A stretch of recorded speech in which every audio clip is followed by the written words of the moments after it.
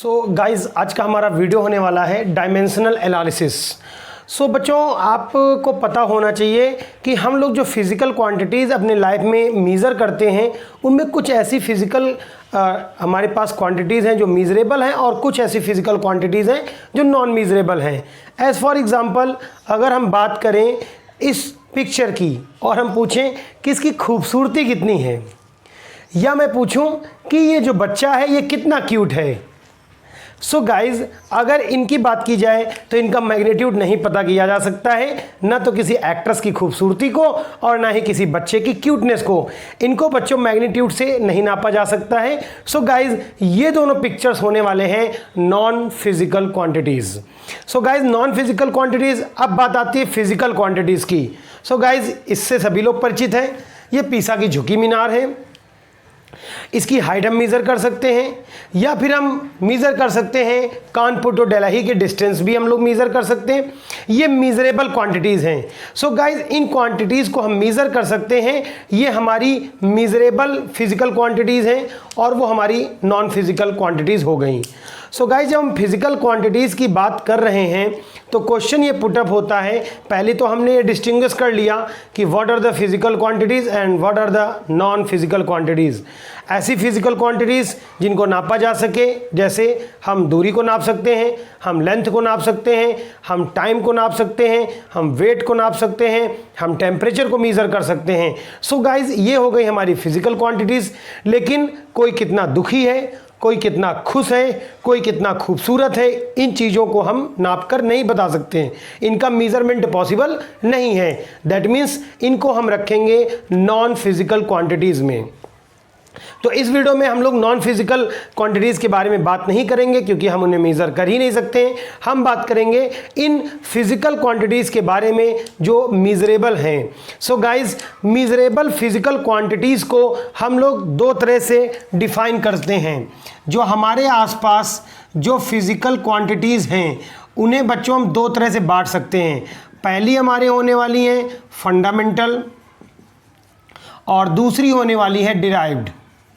तो fundamental physical quantities, और अगर आप इन दोनों को समझ लेंगे तो आपको आगे के वीडियो में क्वांटिटीज़ और डिराइव्ड फिज़िकल क्वांटिटीज़, अगर आप इन बेसिक डिफिनीशन को समझ लेंगे, सो अगर आपका बेसिक्स क्लियर होगा, सो गाइज आपको फिर आगे इस चैप्टर में कोई इशू नहीं आएगा। सो गाइज सबसे पहला क्वेश्चन ये पुटअप होता है that what are the fundamental physical unit. Guys fundamental physical unit ऐसी होती हैं जो अपने मीज़रमेंट के लिए, अपनी यूनिट्स के लिए किसी दूसरे पर डिपेंडेंट नहीं होती हैं, किसी दूसरी फिज़िकल यूनिट पर डिपेंडेंट नहीं होती हैं। सो ऐसी कौन सी हमारी फंडामेंटल यूनिट्स हैं? सो गाइस हम 7 तरह की फंडामेंटल यूनिट्स को यहाँ पर लिखने जा रहे हैं और मैं आपको सजेस्ट करूँगा कि हो सकता है थोड़ा सा टाइम लग जाए, लेकिन आप इनको अच्छे से समझ लीजिएगा बिकॉज ऑफ दैट ये फिज़िक्स का ABCD है। मैं इनका सिंबल भी लिखूंगा। सबसे पहले मैं इनकी SI यूनिट लिखूंगा यहाँ पर, फिर मैं इनका सिंबल क्या होगा और इधर मैं लिखूंगा वो यूनिट है कौन। देखिए यहाँ पर टेबल पूरी कंस्ट्रक्ट हो गई है आपके सामने।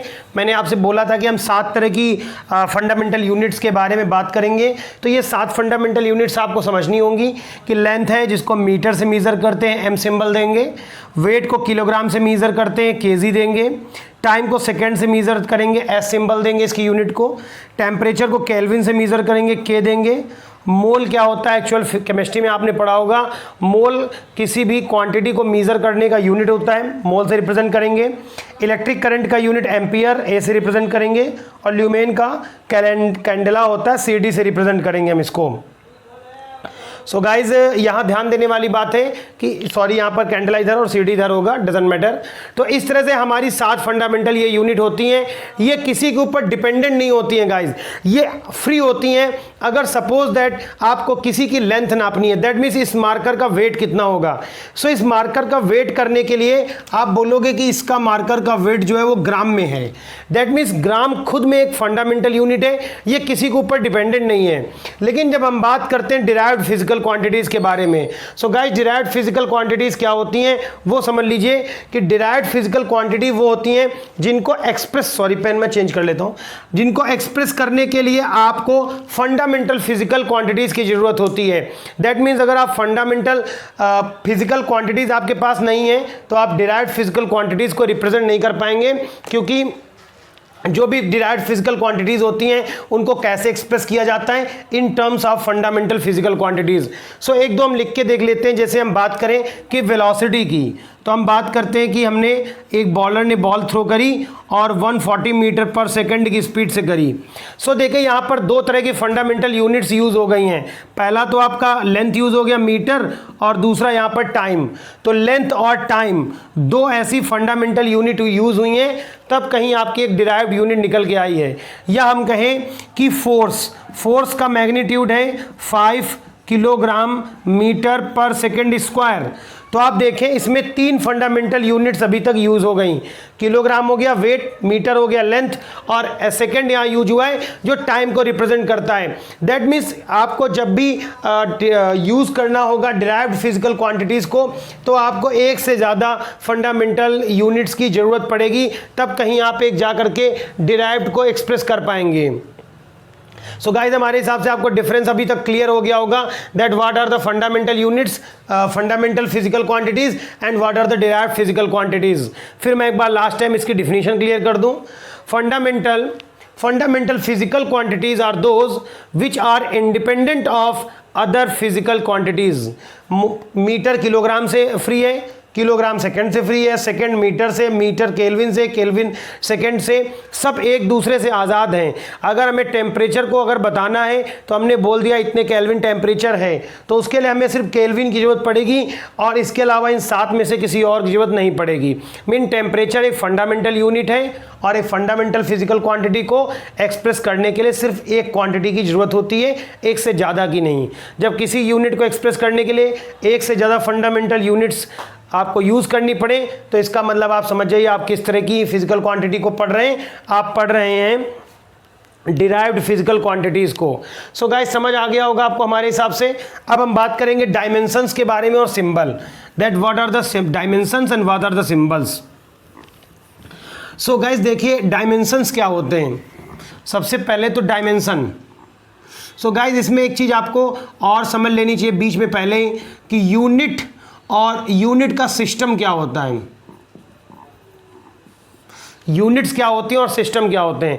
देखिए अभी हम लोग क्या बात करते हैं कि हम कहते हैं कि ये मार्कर का कुछ लेंथ होगा, ये इस मार्कर का कुछ वेट होगा। इस मार्कर का अगर हमें लेंथ और इस मार्कर का हमें वेट बताना है, सो गाइस हम बोलेंगे कि आप इसको मीटर में रिप्रेजेंट कर सकते हैं, सेंटीमीटर में रिप्रेजेंट कर सकते हैं, मिलीमीटर में रिप्रेजेंट कर सकते हैं, माइक्रोन में रिप्रेजेंट कर सकते हैं, एंगस्ट्रॉम में रिप्रेजेंट कर सकते हैं, या पहले नैनोमीटर में, एंगस्ट्रॉम में, या पिकोमीटर में। सो आप देखें ये जितनी भी यूनिट आप देख रहे हैं वो सारी की सारी यूनिट लेंथ को ही मेज़र कर सकती हैं। यहाँ पर आप देखें ये वेट को नहीं मेज़र करेंगी, लेंथ को ही मेज़र करेंगी, पर ये पिकोमीटर, एंगस्ट्रॉम, नैनोमीटर और माइक्रोन ये बहुत ही छोटे यूनिट्स को मेज़र करते हैं, और ये लार्जर यूनिट्स को, यहाँ पर मैंने किलोमीटर और लाइट ईयर्स को छोड़ दिया है, वो भी डिस्टेंस कवर करते हैं। सो गाइज ये आप देख रहे हैं ये सारी जो है वो यूनिट्स हैं। किसी भी फिजिकल क्वांटिटी का जो मैग्नीट्यूड है उस मैग्नीट्यूड को रिप्रेजेंट करने के लिए दो चीज़ चाहिए, एक मैग्नीट्यूड होना चाहिए और दूसरा उसके साथ उसकी यूनिट होती है। यूनिट जैसे हमने बोल दिया कि ये मार्कर 5 है, ये मार्कर 5 है। ये मार्कर 5 है का मतलब क्या, ये मार्कर का 5 वेट है, इस मार्कर की 5 लेंथ है, या इस 5 नंबर है इसका, क्या बोल रहे हैं आप 5 से 5 मोल है इसके अंदर। सो गाइज अगर हम बोल दें कि ये 5 सेंटीमीटर है, 5 ग्राम है, तो गाइज इससे पता चल जाएगा कि अगर आपने 5 सेंटीमीटर बात करी तो आप लेंथ के बारे में बात कर रहे हैं, और आपने अगर बात कर दी 5 ग्राम तो आप बात कर रहे हैं इसके किसके बारे में, वेट के बारे में बात कर रहे हैं। सो गाइज आपको मैग्नीट्यूड बताना होता है, पहले तो एक मैग्नीट्यूड चाहिए होता है और दूसरा यूनिट। मैग्नीट्यूड हमें बताता है कि उसकी एक्चुअल वैल्यू क्या है, और हमें यूनिट उसकी जो बता देती है कि एक्चुअल में वो मैग्नीट्यूड किस चीज़ का है। मैग्नीट्यूड लेंथ का है, मैग्नीट्यूड उसके वेट का है, मैग्नीट्यूड टेम्परेचर का है, किस चीज़ का है। अब आती है सिंबल्स की बात। तो गाइज अगर हम सिंबल की बात करें तो बहुत सारे एसआई आपकी सिंबल्स की यूनिट यूज करी गई हैं। आप देखते हैं बहुत सारे सिस्टम यूज किए गए, जैसे हम बात करें SI unit, MKS system, FPS system और सीजीएस सिस्टम। तो इन सिस्टम में अलग अलग तरह के डायमेंशंस यूज किए जाते हैं। इनमें से किसी एक को, जैसे मैं बात करूं अगर एफपीएस की, एफपीएस, तो यहाँ पर लेंथ को नापा जाएगा फुट, वेट को नापा जाएगा पाउंड और एस से नापा जाएगा गाइस सेकंड। तो ये जो फुट पाउंड सेकंड सिस्टम है, अब आप देखें तो यहाँ पर अगर मैं बात करूँ सीजीएस की तो सेंटीमीटर ग्राम सेकंड, ये हो गया जाकर के एमकेएस पद्धति मीटर किलोग्राम सेकंड। तो हर यूनिट में गाइस किसी, अब देखें आप यहाँ पर तो यहाँ मीटर है, यहाँ फुट है, यहाँ सेंटीमीटर है। सो हर यूनिट में जो हर सिस्टम में यूनिट जो है वो डिफरेंस यूज़ की जाती है, क्योंकि कहीं पर किसी कंट्री में जैसे हम लोग आप देखते हैं अपने इंडिया में बाइक की स्पीड किलोमीटर पर आवर में नापी जाती है, लेकिन अगर आप अमेरिकन की बात करें तो वो माइल्स में नापते हैं, माइल में नापते हैं। आपको पता है 1 माइल में नियरली 1.6 किलोमीटर्स होते हैं, तो वो माइल्स में नापते हैं। तो अलग अलग कॉन्टिनेंट और अलग अलग कंट्रीज एक ही यूनिट के लिए, एक ही फिजिकल क्वांटिटी के लिए अलग अलग यूनिट्स को यूज करते हैं। सो गाइज उसको अलग अलग सब बहुत सारा लफड़ा हो जाता है, तो उस लफड़े को ख़त्म करने के लिए हम लोगों ने बना लिए डायमेंशंस। सो अब गाइस क्वेश्चन पुटअप ये होता है कि डायमेंशंस फिर क्या होते हैं। तो देखिए आप कहेंगे कि यहाँ इस कंट्री में लेंथ को मीटर से नापा, उन्होंने सेंटीमीटर से नापा, उन्होंने किससे नापा, फलाना ढमाका दुनिया भर का। सो हम इसको अलग के एक यूनिट के डायमेंशन में ले जा रहे हैं। हम बोल देते हैं कि हम लेंथ को जो है, जो लेंथ को है वो इससे रिप्रेजेंट करेंगे, आप किसी भी कंट्री में हो। हम वेट को किससे रिप्रेजेंट करेंगे, हम लिखेंगे एम से। हम जो टाइम होगा उसको हम रिप्रेजेंट करेंगे टी से। जो हमारा टेम्परेचर होगा उसको हम रिप्रेजेंट करेंगे थीटा से। जो हमारी मोल क्वांटिटी है उसको हम लिखेंगे मोल से। जो हम अभी ल्यूमेन लिख रहे थे उसको हम लिखेंगे सीडी से। सो गाइज अगर हम यहाँ बात करें तो टोटल 7 हमारे डायमेंशंस हो गए। इसमें देखिए आपका मोल हो गया, कैलेंडुला हो गया, सिर्फ हमारा इलेक्ट्रिक करंट बचा हुआ, जिसको हम इलेक्ट्रिक करंट को अगर हम लिखना चाहें तो हम ए से यूज़ करेंगे, ए या ए। अब देखें गाइज अगर हम इसकी बात करें, ये 7 डायमेंशंस आपको इसलिए याद करने पड़ेंगे क्योंकि सारी डायमेंशन इसी से बनाई जाएंगी। अब क्वेश्चन ये होता है कि डायमेंशन तो हमने सीख लिए, कि डायमेंशन 7 तरह के होंगे और इन्हीं से हम सारा कुछ पढ़ेंगे। पर क्वेश्चन ये पुटअप होता है डायमेंशनल फार्मूला क्या होता है, डायमेंशनल फार्मूला।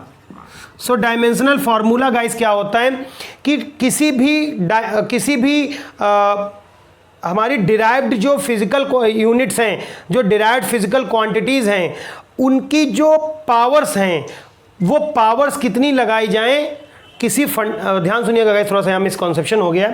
हमारे पास जैसे ये M हो गया, L हो गया, T हो गया, समझिएगा बात को। मैंने यहाँ से 3 को सिलेक्ट कर लिया, M L T, ये क्या है, 7 हमारी फंडामेंटल हैं।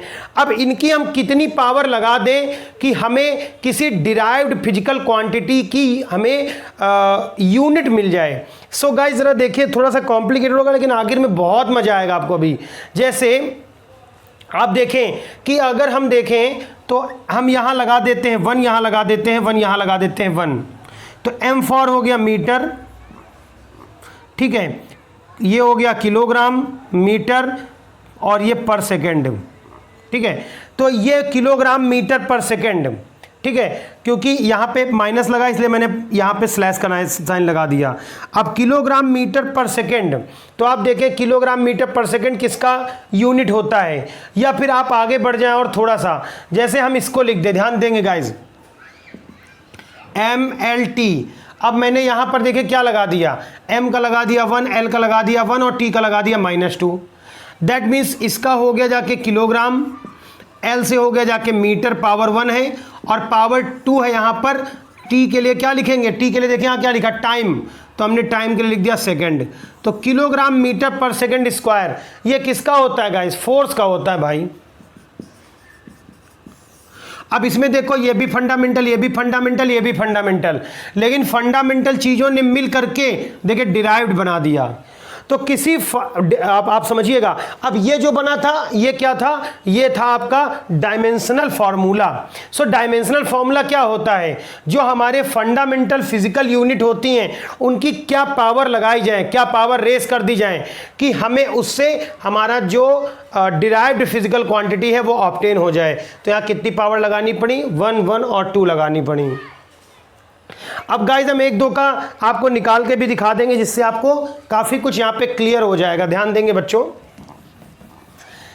जैसे हम देखें डायमेंशन की बात चल रही थी, तो हम देखें जो लेंथ होती है वो 1 डायमेंशनल है, लेंथ देखें तो 1 डायमेंशनल है। अगर एरिया देखें तो उसमें 2 डायमेंशन है, लेंथ और ब्रेथ। और अगर गाइस हम वॉल्यूम की बात करें तो उसमें लेंथ भी है, ब्रेथ भी है और हाइट भी है। तो क्या हो जाएगा, L3। अब देखिए यहाँ पर आप देखो तो लेंथ में, एरिया में और वॉल्यूम में, तीनों में L L L ही आया है। लेकिन ये आपका लेंथ है, ये आपका एरिया है और ये आपका वॉल्यूम है।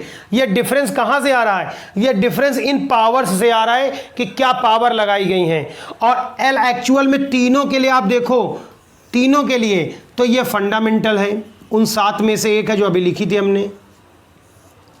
तो L फंडामेंटल है, बहुत मजेदार है। L हमारा फंडामेंटल है लेकिन उसकी पावर रेस कर दी गई 1, 2, 3। तो फंडामेंटल से हमारी देखिए डिराइव्ड बन गई है, हमारी ये कैसी बन गई, डिराइव्ड हो गई। एक से ज़्यादा फंडामेंटल यूनिट लगी हैं, 2 लगी हैं, 3 लगी हैं। दैट मीन्स ये फंडामेंटल जो हमारी फिजिकल क्वांटिटीज़ होती हैं उनकी पावर रेस कर देने से हमें डिराइव्ड फिजिकल क्वांटिटी मिल जाती हैं और इन फॉर्मूलों को हम लोग बोलते हैं डायमेंशनल फार्मूला। सो गाइस मुझे लगता है अभी तक आपको क्लियर हो गया होगा कॉन्सेप्ट कि क्या है हमारा डायमेंशनल फार्मूला। सो गाइस एक दो हम डायमेंशनल फार्मूले भी निकाल के देख लें तो आपको आइडिया लग जाएगा। पहले हम एक दो ईजी करेंगे फिर थोड़ा सा कॉम्प्लिकेटेड करेंगे। जैसे हम देखें वेलोसिटी, तो वेलोसिटी आपको पता है क्या होता है, डिस्प्लेसमेंट और अपॉन में क्या होता है, टाइम। तो डिस्प्लेसमेंट मीन्स डिस्टेंस या लेंथ, तो ये हो जाएगा L और आपको इनको हरदम ऐसे ब्रैकेट्स में लिखना पड़ेगा। और टाइम के लिए क्या लिखना पड़ेगा, T। सो क्या निकल गया है डायमेंशनल फॉर्मूला, LT-1। ये चीज़ आप ख्याल रखेंगे कि आप इनको विदाउट ब्रैकेट नहीं लिख सकते हैं। ये हो गया हमारा वेलोसिटी का। अगर हम निकालना चाहें एक्सीलरेशन का, एक्सीलरेशन आपको पता है change in velocity upon time. तो change in velocity upon time, आप देखो change in velocity that mean velocity क्या लेना है हमें, LT-1 और आप देखो टाइम हमें क्या लेना है, T। सो T ऊपर जाएगा तो क्या बन जाएगा, LT-2। इससे आगे अगर हम बढ़े तो फोर्स की बात करें, फोर्स, तो force F is equal to आपको पता है गाइस क्या होता है, मास और इनटू एक्सीलरेशन। तो मास का तो हम लोग m लिखेंगे, अभी हमने उन 7 में से एक में लिखा था। और एक्सीलरेशन का आप देखो अभी हमने निकाला, क्या निकाला गाइस यहाँ पे, LT⁻²। सो क्या निकल के आ गया हमारा, MLT-2। ये निकल के आ गया है। अब इस तरह से अगर हम चाहें तो कुछ और भी कॉम्प्लिकेटेड और क्रिटिकल डायमेंशनल फॉर्मूले भी फाइंड आउट कर सकते हैं। सो गाइस अब हम लोग थोड़े से क्रिटिकल फॉर्मूलों को भी फाइंड आउट करेंगे, जरा ध्यान देंगे आप। अगर हमसे पूछा जाए यूनिवर्सल ग्रेविटेशनल कांस्टेंट, तो उसकी बात करें तो आपको पता है कि F इज इक्वल टू क्या होता है, G(m1m2)/r²। अगर मैं यहाँ से G को निकालूँ तो क्या निकल के आ जाएगा, Fr²/m1m2। अभी गाइज हमने F का आपको पता होगा 2 मिनट पहले लिखा था MLT-2। आपको पता है R जो है वो डिस्टेंस है और डिस्टेंस के लिए हम लोग L लिखेंगे तो क्या हो जाएगा, L²। यहाँ पर पहला भी मास है कैपिटल M, दूसरा भी मास है कैपिटल M।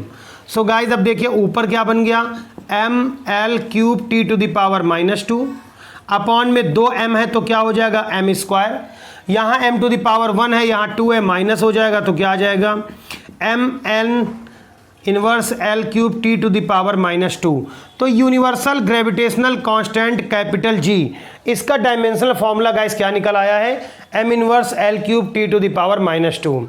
यहाँ एक खास चीज़ आपको ध्यान देनी होगी कि एक से ज़्यादा एक से ज़्यादा फिजिकल क्वांटिटीज़ ऐसी हो सकती हैं जिनके डायमेंशनल फॉर्मूले एक भी हो सकते हैं।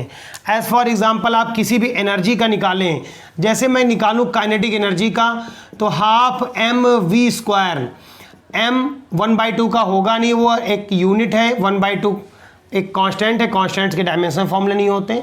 और वेलोसिटी का भी निकाला मैंने, ये लगा दिया स्क्वायर, तो क्या बन गया, m l के ऊपर 2 लग गया और t के ऊपर -2, तो क्या निकल आया, ml square t to the power -2।